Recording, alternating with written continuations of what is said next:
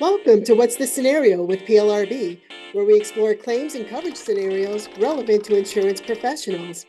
I'm Alissha Watley. I'm Tim Havler. And I'm Mike Broad. All right, Mike Broad, what is the scenario? Well, today we have a claims adjuster that's at a party. Whoop, whoop. Raise the roof. Huh? Come on, Tim. Don't you raise the roof over here. All right. Well, this I claims think that was before my time or after my time. Well, we got to get you out to party a little bit more, Tim. It's only fair. So this rep is at a claims rep's at a party, and they ask this person that dreaded question: "What do you do for a living?" Oh, no. Right? And of course, our fabulous claims representative makes a mistake of saying, "I'm a claims adjuster." And I can tell you from personal experience, when you tell somebody that that's what you do for your job, what happens? Probably the same thing as when you tell someone you're a coverage attorney for a living. Right. Y'all are Here, boring. You have boring jobs. What can I say? no, it's not that it's They boring. just sound boring. Exactly. It's Very all of true. a sudden, Alissha, they go back and found some story that they had or they heard from their cousin or whatever that had some kind of horrific claims experience. So they tell you all about that, how horrible it was. And then they always end the conversation with, "You claims people are nothing but cheats." Dagnabbit. And apparently with your silence, you're all agreeing. So that's the problem. Is all of a sudden what started out as just a nice conversation, getting to know each other, all of a sudden it turns into this anger. Somebody's upset, probably didn't even have a claim that happened to themselves. It's just some story they heard somewhere. All of a sudden, our poor claims adjuster is feeling bad because they've been just accused of being a cheater, right? Wah. Right. So what I would suggest is that our claims representative come up with an elevator pitch to handle that issue of what do you do for a living? Huh? Okay. So whenever they're at a party, at a claim site, and somebody asks them that dreaded question, well, what do you do for a living? Well, ding, ding, you have your elevator pitch ready and you're ready to go. So what's an elevator pitch exactly? Well, that's a good question. And this is one where it led to one of my, what I call my oh no moments. And oh no moments happen to you when either number one, somebody asks you some kind of question like you, Tim. You're asking me all the time these convoluted, tough questions because you're very bright. I'm just a simple man doing the best I can. And then I have an oh no moment because I don't know what the heck you're talking about. I don't know what you're asking. All right. So that's one of the oh no moments that people can have in life. Mhm. The second one that also happens is it's a relatively easy question. You should know the answer to it, and you have no clue. Hmm. It just leaves you, can't remember, you don't know. And that's what happened to yours truly when I was asked to do an elevator pitch. Sounds simple enough. I had no idea what the heck an elevator pitch was. So I had to Google no. it, Tim and Oh, sorry. Alissha. Yes. Thank goodness for the computer. So Mhm. the elevator pitch is supposed to be a simple presentation that you could give in the time that it would generally take you to take an elevator ride from floor to floor. So you're looking at about 30 seconds to kind of get in, give your pitch, doors open, that person escapes. So can you come up with your elevator pitch? Okay. Sounds hard to do on the fly. I think you should probably have something ready to go for it. I agree, Tim. So that was my three things. Again, I trying to be a simple guy. Keep it simple. Silly is always my approach to everything in life. So keep it simple, silly. So I came up with three things that should be in a good elevator pitch. And number one is try to do a great opening. So grab them at the beginning, all right? Get their attention. Then number two, tell them what you're going to tell them. So requires that you be organized in your thought process. And then number three, you can hit it with your big conclusion, your big sell, your big ask, whatever it is. So three simple parts, right? But Tim, as you said, it requires that you be prepared, that you be brief, and that you have this thing practiced. So you know when somebody asks, you know people are going to ask you all the time, what do you do for a living? So you can come up with your elevator pitch.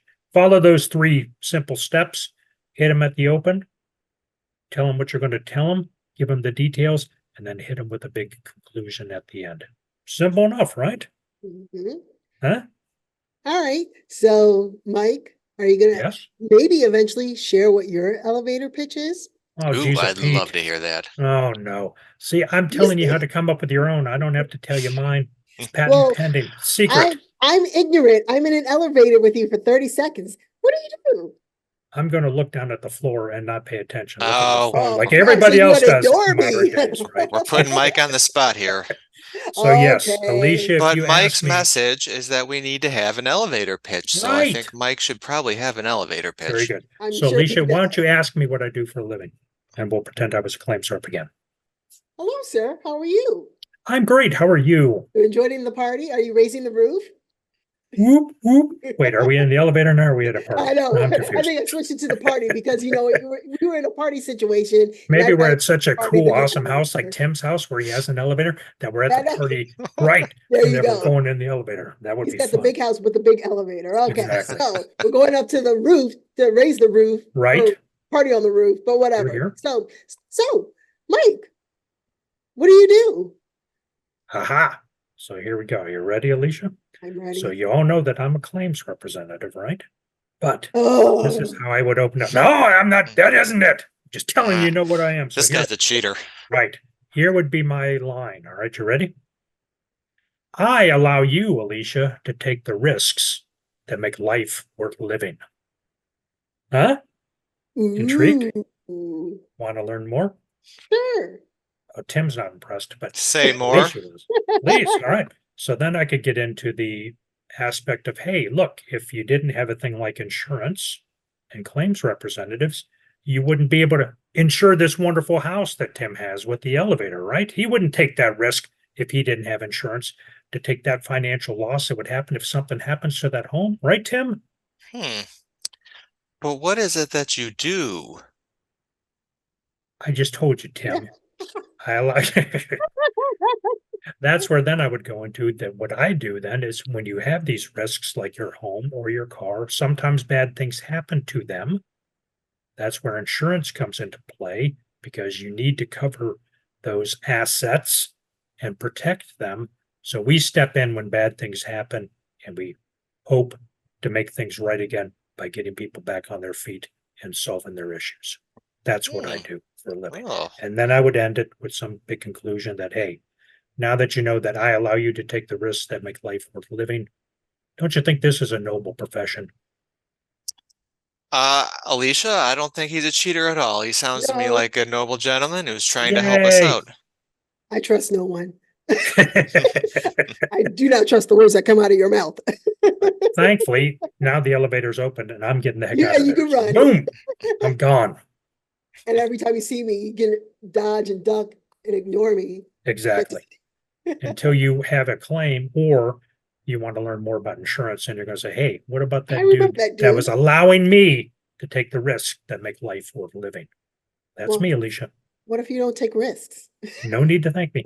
Oh, you take risks. Don't you tell me you, I know you out there driving your car every day Not through every day. traffic in Chicago out there going I live in the crazy, suburbs. all those crazy drivers and whatnot. And you're going to need some protection if something happens. And that would be insurance. And who's going to help you out if that car gets damaged or you damage somebody else's property?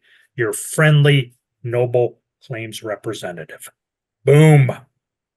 Mic drop. I don't want to drop. I want to Okay. sit here and do this podcast. So, That was Tim, my- we have to come up with our elevator pitches. We'll be tested later. I guess I got to get to work. Yeah. You know how you would do it? How do you Um, do it? yeah, I I wanna know know. you said that before, but maybe we could review the All right, elements. let's do it. You would want to hit them at the open, right? Grab their attention.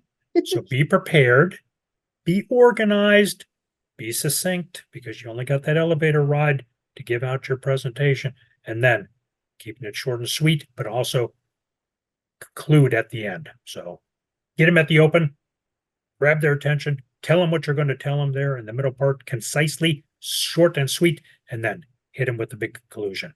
Here's the takeaway. Here's the big ask. Here's the big help, whatever it's going to be. How do you like that? All right. So, like I said, I got my work cut out for me. Right. So how can an elevator pitch help in like the casualty context? Ooh, so if I'm a true casualty representative handling a claim, how could it help you? Well, I'd say the same thing, right? Somebody's been in some sort of event that has either damaged their property or maybe even could even have been injured in an accident. So what's this person that's either had damaged property or an injury? What do they want? They want to get back to normal, right? So that would be my big open is kind of like, hey, so sorry that this happened, but how would we like to make things better, right? Right. Huh? So then Yes. I'd hit what I could do. So as a casualty representative, let's say you were hurt. So you're going to send me some medical bills, some lost wages. We would go through all that cool stuff. And I'd say on top of that, I know that this has impacted your life. So we're going to offer some pain and suffering money. Wouldn't you like to just sign this release right here and I could get some money in your pocket, Alissha? I like Boom. money. There you go. See, there's your elevator pitch. Hit them with, Hmm. hey, know that you've been through something bad here. How about we make it better? How do we do that? Take care of your damages that are out there, a little bit of pain and suffering for your inconvenience. And hey, if we wrap this up, sign this here release form, I can get that check, or who knows, today, ACH, we can get that money right into your account. Who knows how it happens anymore, Alissha? I got all this gray hair. Back in the day, I used to write a check. I don't think that's what you do anymore. But anyways, No, you get everything through, electronic transfer. exactly. I would zell it to you or something. Mhm. But there you go. I would get that money to you after you sign a release, get in your pocket, you're back onto the road to recovery. Come on now, huh? So how about I'm a property guy, All right. first party claim. So how about a hurricane? Ooh, Post hurricane, you got someone's can't even live in their house anymore and they call you up, Mike. What's the pitch? I'm going to say I'm a casualty representative, so I already dealt with Alissha, so I'm done. Let me transfer you to the property department. I, of course, would say, first off, Tim, how am I going to get you at the open? This is horrible, right? You just had a devastating loss. You're out of your home. So kind of cover all that kind of stuff, right? So you want to make that emotional connection, let people know that you're being empathetic, that you know what's going on with them. Then what do they want to know? What's next, Tim? What do we do? Where do we go from here? So we've had this happen to us. What can we do? Can we get you temporary living facilities while you can't live in your home? Do you know a contractor? Can I spell out all the steps that are going to take place in your property claim to get you from hurricane damage to coverages now? Here's the steps that we're going to do to get your home back to the shape it was in, hopefully pre-loss, and get you back into that home. So I'd cover the empathy, make sure that I'm connecting with you, that I understand what you're going through. Number two, what are the steps to get you back to hopefully the spot that you were in before the hurricane happened? And then you conclude with the same thing. Will you work together with me, Tim, in order to make that happen and get this claim resolved? All right, persuasive. Right. I feel better. There's my big ask, right? So empathy, lay out what we're going to do, how we're going to work together, Tim, to resolve this thing. And then, hey, wouldn't that be great? We work together to get this thing resolved, get you back into your home. Mhm. All right. Thank you. 2 for 2. 2 for 2. I would think you'd probably use something very similar to say if I was in a car accident or, maybe I don't know, would this work for a stolen car? I think it would because I like my house. I think everybody has a big emotional attachment to their vehicles, right? You love your car, freedom of the road, all that fun stuff, right? Huh? You with me? So, all righty, it's been stolen. So you feel somebody took my ride. I love that car. So we're going to hit again with that empathy, emotion. Jeez. And it's horrible that you wake up in the morning and your car's gone and it's been stolen. Mhm. So what are we going to do now, Alissha? Same thing. I'm going to walk you through the steps. Sorry that happened to you, but here's where we're at. Can we get you in a rental car? You have rental coverage, Alissha. Good for you. So we can get you in a car temporarily. We can then work with you on hopefully your car's recovered. If it was damaged at all, we can take care of the repairs under your collision or comprehensive coverage, and then we can get you back on the road again. Or if the car never returns, Mhm. then we can figure out all the cool options your car had. I can spell out exactly what we're going to do. We're going to evaluate it, fair market value, get you an offer out there, Alissha, so that you can go out and buy a brand new ride that you can fall in love with all over again. So Alissha, will you work with me on getting the information that I need to properly evaluate your car? Know that I feel your pain there, knowing that if I lost my vehicle, it would be devastating. So let's see what we can do to work through this together and then get you back on the road again. Okay, Alissha? Mike, you make me feel so at ease. Thank you so much. Yay! See, it all works with your elevator pitch in any kind of claim scenario. It just may change your or life, even in folks. life. Right? Yes. This goes beyond insurance. This goes into life. No doubt. All right. So Mike, what can Yeah. we take away from this scenario? Ooh, I don't know. Oh, yeah, I do. I better know. You better have an elevator pitch, right? So it's always good. Be prepared with your elevator pitch. So you can come up with different scenarios. People ask you what you do for a living, or people ask about what happens in your job, a claim, whatever scenario you're working through. If you have an elevator pitch, that can be a quick, succinct way to get people knowledgeable about what's going on. And how do you do that, Alissha? I'm glad you asked. Of course, you do a big open, right? And we succinctly and in promptly and organizationally. That's not a good word, but make sure you're organized, that you're prepared, that it's short and sweet, and then hit them with a conclusion at the end. Here's what we're going to do to wrap this up. Here's what I'm going to do. Here's what I'm going to ask you. Here's what I'm going to help you, whatever it is. So hit them with the open. Make sure you grab their attention, that you built that connection with them. Spell out exactly what we're going to do in a succinct and organized way. And then here's the conclusion. Summarize it up in those 3 easy steps. See? No more than 30 seconds. Right. Or maybe 45 seconds. It depends. Matters how cool it is, right? Cool. So, Mike, I'm Yeah? going to, since you're too humble to brag about this yourself, Right. I'm going to let everyone know that you once did an outstanding presentation at a PLRB Presents on this exact topic. Oh, So for an extended discussion of this and for more information, listeners can go to plrb.org in the Education Hub and find that. It's called Pitching in an Elevator. uh-huh.